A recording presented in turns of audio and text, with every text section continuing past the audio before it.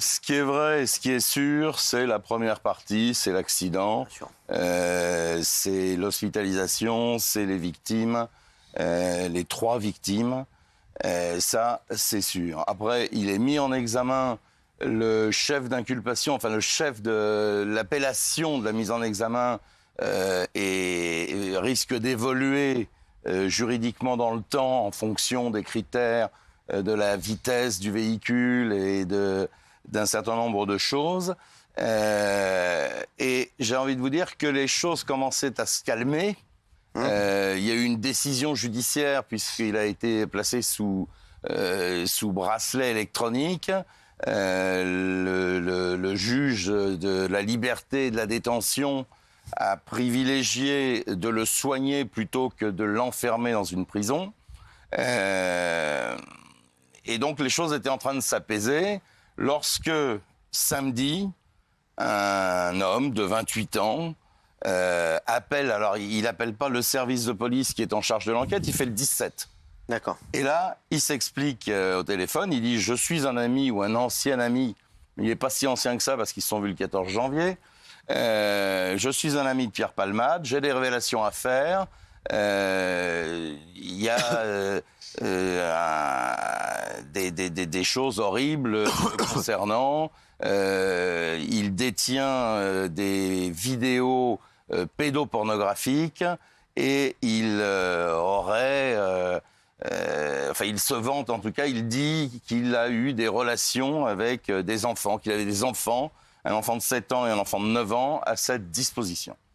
Donc évidemment, cet individu va être convoqué à la brigade de protection des mineurs, la BPM.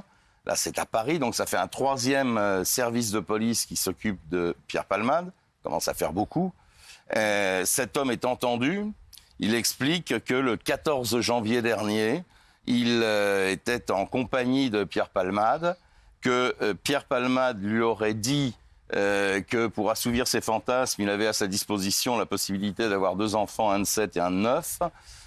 Et il lui aurait montré sur son téléphone portable le début d'un film pédopornographique.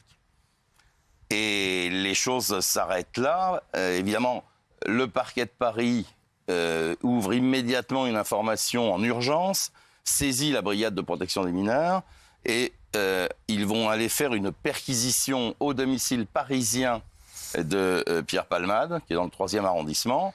Et là, ils vont saisir tout ce qui est disque dur, ordinateur, enfin tout ce qu'ils peuvent trouver. Et d'ailleurs, on peut s'étonner que ça n'ait pas été fait avant dans le cadre de l'affaire de Stup. Mais bon, tout le monde peut appeler, peut dire n'importe quoi aussi. Bah, ça, alors, le problème, c'est que là... J'allais y venir. Ah oui. On n'a aucune certitude de la véracité des faits. Ouais. On a eu dans cette affaire d'ailleurs un type qui s'était désigné, dénoncé comme étant le passager de la voiture, et on s'est aperçu très rapidement que ce n'était pas vrai.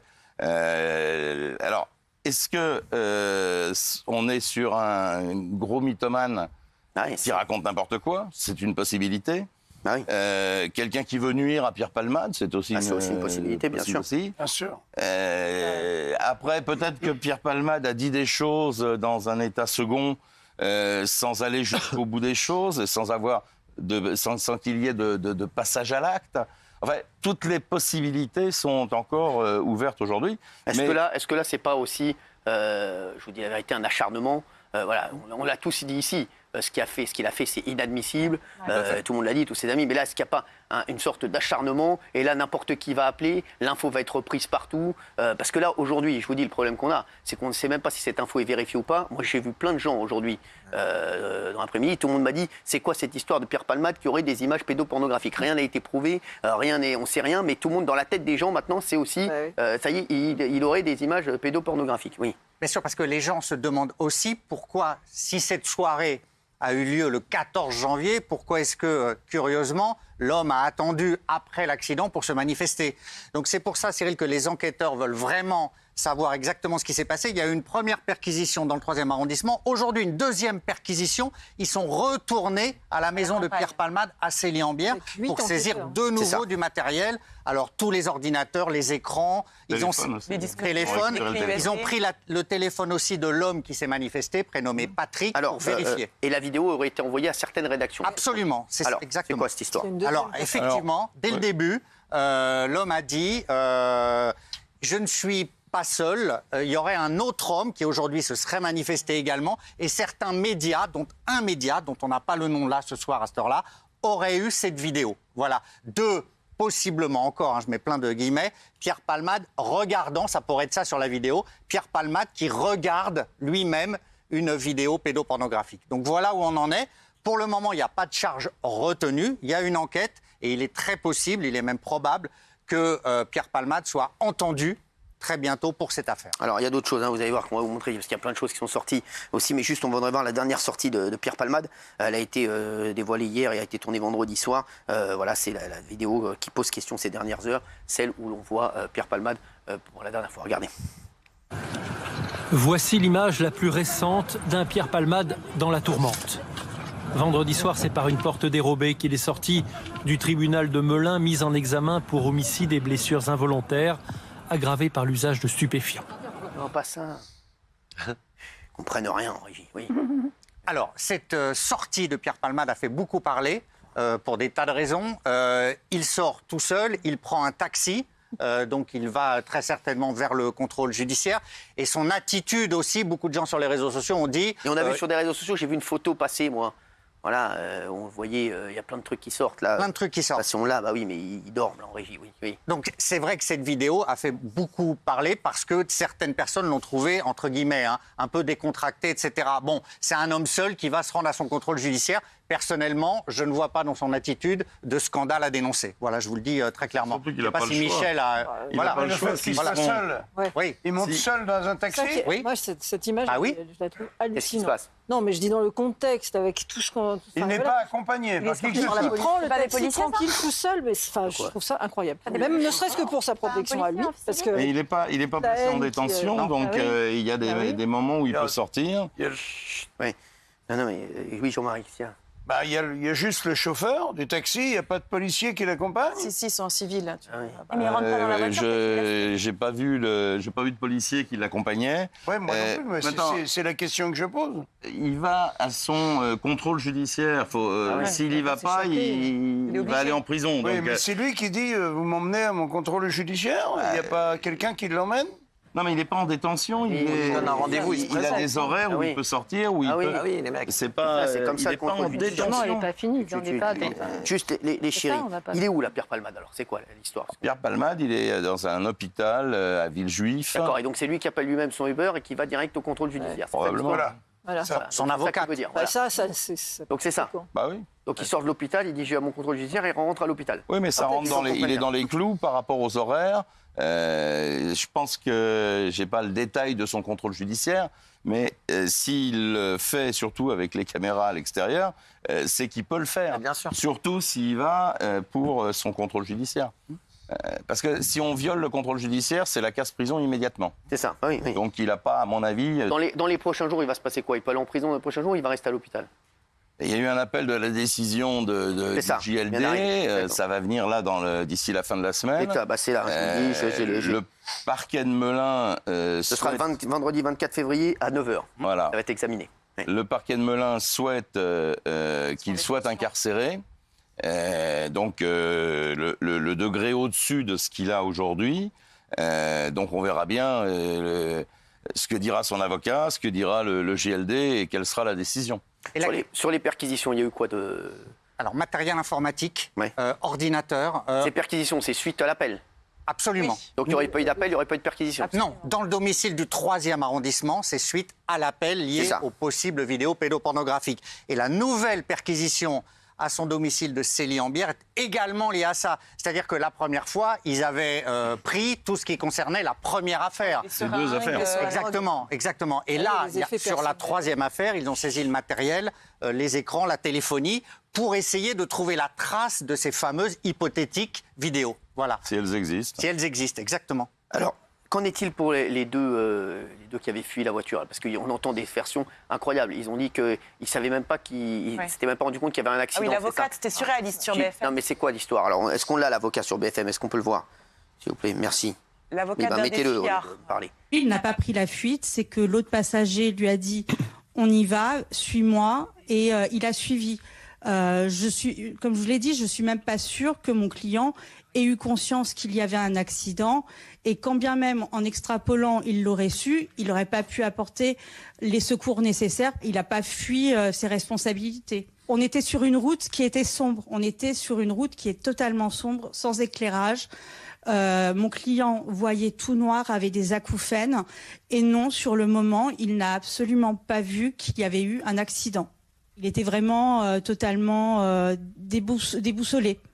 Donc, il l'a su un peu plus tard qu'effectivement, il y avait eu un accident.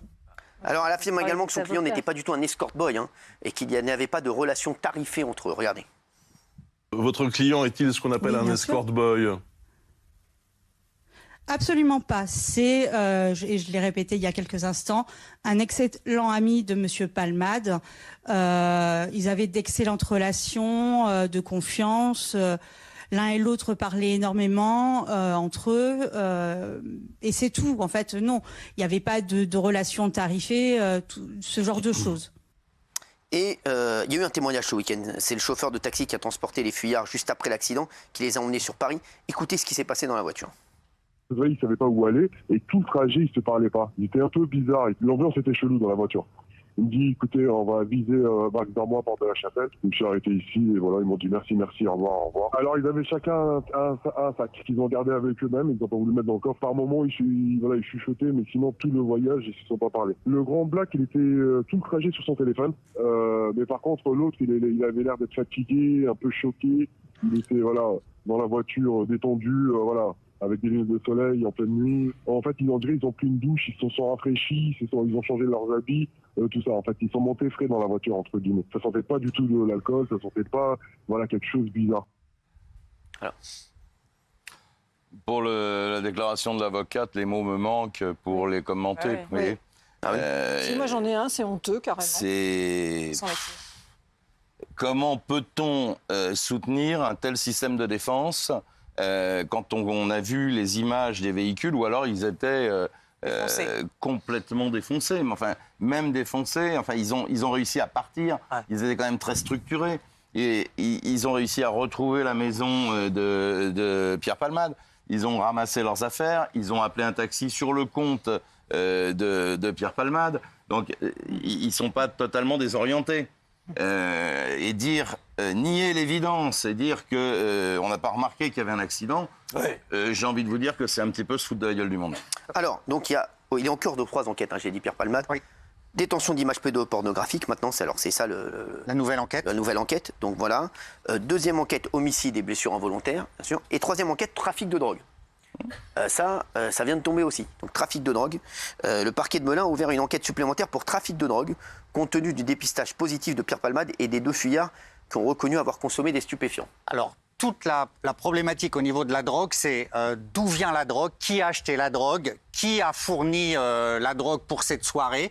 Est-ce qu'un réseau, parce que c'est ça la vraie question, est-ce qu'un réseau serait au cœur de ça? C'est ce que maintenant les enquêteurs veulent savoir. Parce que oui, on peut acheter des seringues, mais de là à acheter des drogues de synthèse qui auraient été consommées jusqu'à 30 minutes avant l'accident, de la cocaïne sans doute en quantité assez importante, d'où ça vient, comment c'est fourni? Donc là, les enquêteurs... Alors, elle a même dit que son client ne se droguait pas, l'avocate. Oui. Ça, c'est l'avocate des passagers. Et juste pour répondre à Michel, on peut les critiquer, les 2 passagers, mais la justice ne les a pas mis en examen. Ils sont sur le statut de témoin assisté. Donc, ils ont à mon avis, l'intérêt de leurs avocats, c'est d'appuyer là-dessus, de dire, voyez, ils n'y sont pour rien, c'est un jeu, une stratégie d'avocat. Mais pour le moment, ils ne sont pas mis en examen. Et pourquoi, moi, si je fais un accident avec mon camion et qu'il y a un accident, que je vois un accident, je me barre, moi, je m'arrête pas. Pourquoi, moi, on m'accuse de non-assistance à personne en danger et que je dois répondre à un tribunal? Pourquoi on les met pas devant le tribunal, les 2 qui sont sauvés? Ils auraient peut-être pu sauver des gens. Non, mais ça va arriver, ça va arriver.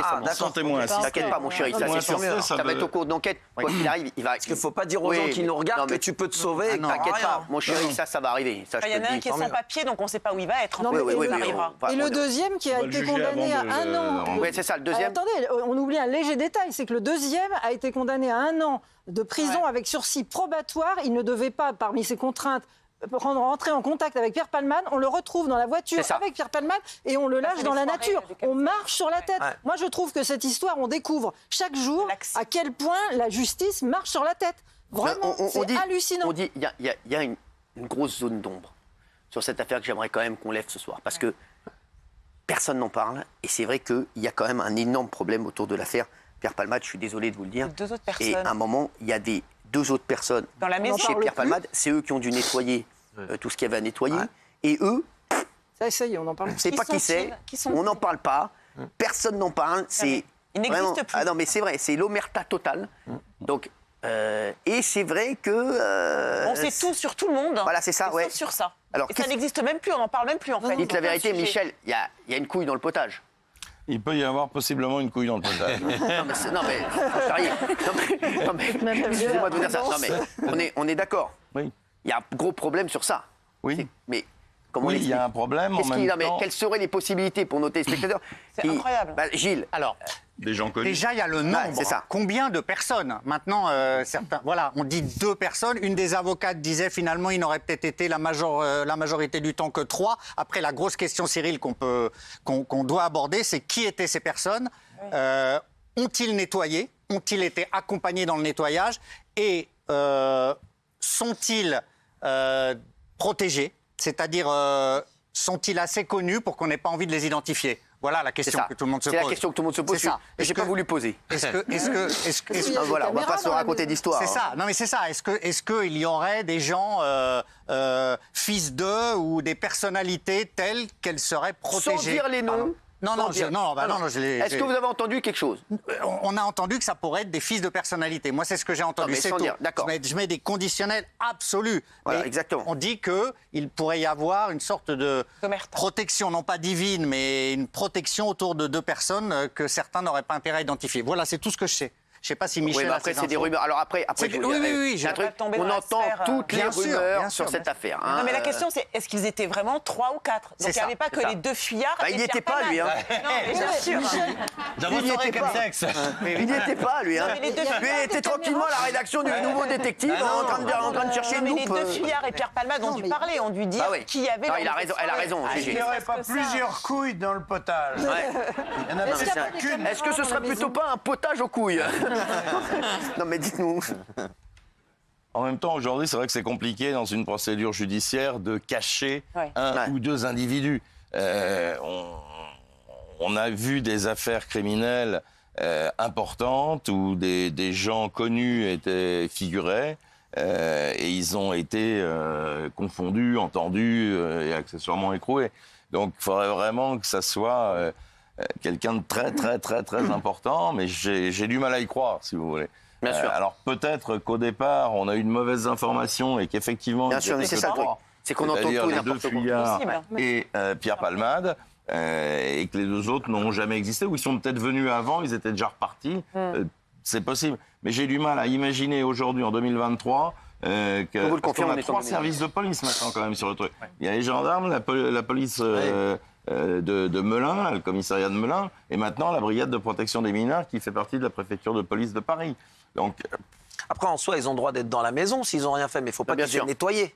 ils ont... D'accord, C'est ça, ça, le truc. oui, Il ne faut pas qu'ils aient Et on les nettoyé. voit pas après, quand Ouais. le taxi vient les chercher, ils auraient profité du Ah, taxi. bien sûr. C'est- ils- Clément, juste, tu voulais dire un truc sur l'affaire Palmade? Moi, je voudrais dire quelque chose qui peut choquer tout le monde, mais moi, je soigne les gens, enfin, je suis psy, j'écoute les personnes et je leur apporte mon aide. Je défends les surdoués. Alors, vous allez me dire que ça n'a rien à voir, mais on interne des gens, on les oblige à des soins en les confondant surdoués et bipolaires. Pourquoi est-ce qu'aujourd'hui, ce sont des gens qui sont malades, qu'on a besoin de soigner avant l'accident? Pourquoi est-ce qu'on ne prend pas... Alors maintenant, j'ai entendu qu'il va y avoir des punitions pour ceux qui roulent. Mais on va en parler demain. Des punitions, Ouais, etc. je- Mais C'est- en tout cas, c'est très bien. pourquoi les personnes qui sont en danger, il était en danger. Il Oui, a mais même ça- dit que ce sont... Voilà. pas malade, Pourquoi il est est-ce qu'on ne malade. soigne pas ceux Pourquoi est-ce qu'il n'y a pas un soin obligatoire, Oui, c'est ça. Mais il les a pas fait. Raymond, moi je vais vous dire la vérité, l'âge que j'ai envie, les seules personnes que j'ai envie qu'on soigne là pour l'instant, moi c'est ceux qui sont victimes de l'accident, je te jure. Moi aussi, moi je donne un bout de mon cœur pour bien les sûr, soigner. je sais, après Mais je vais en te dire, dehors de ça, à un moment il faut savoir aussi prendre sa vie en main. On est camion, on passe sa bagnole. Exactement, voilà. Mais t'as raison, je comprends ce que tu dis, mais c'était comme moi, toi t'as de la peine pour tout le monde et je sais comment t'es ma chérie, t'essaies de sauver tout le monde, essayer de guérir tout le monde, mais à un moment ça devient compliqué.